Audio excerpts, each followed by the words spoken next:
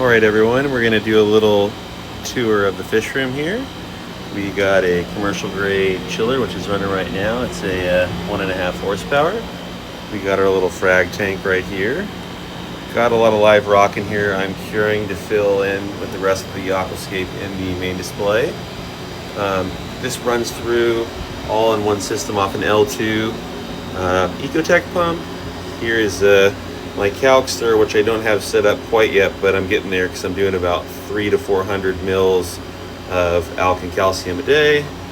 Got a little Ecotech Versa, a dose up here doing the 2-part, little base station here, energy bar, that controls most of the stuff in the Frag tank. This is a water mixing station we have down below right here. I don't really use that much, but this side's a top off, and this other side over here is for if I'm ever mixing salt water. Got a 240 watt UV sterilizer, which is a little bit beefier than what I need, but I don't like ick or anything in my tank, so this one will overkill on that one.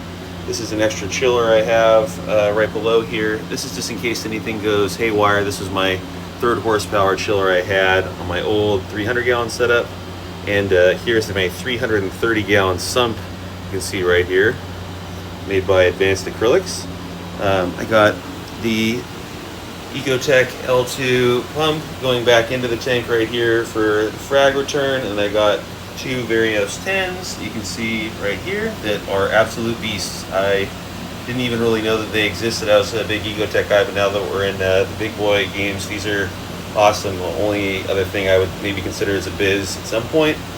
This is my little refugium area right here. I just trimmed back all of the Cato, so it's got a nice little tumble to it right now. And we also have a bunch of Trochus snails in here that are cleaning up some of this excess algae, and they're actually, we call it, been spawning lately, which has been really cool.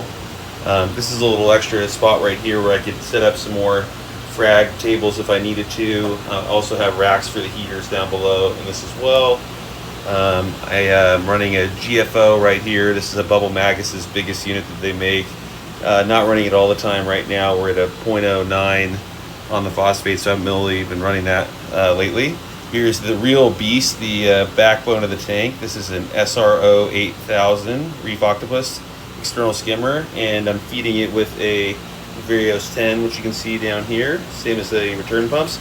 A little overkill, but I have it tuned down and it's working pretty well for me. Here's another energy bar as well that's controlling this side of the whole setup.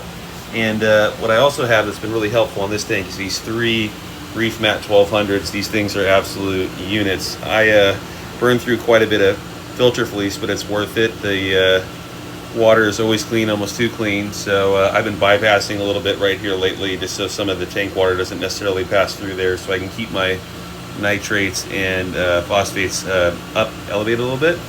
And then there's my regular Trident and my Trident NP, which I'm pretty happy with. So yeah, that's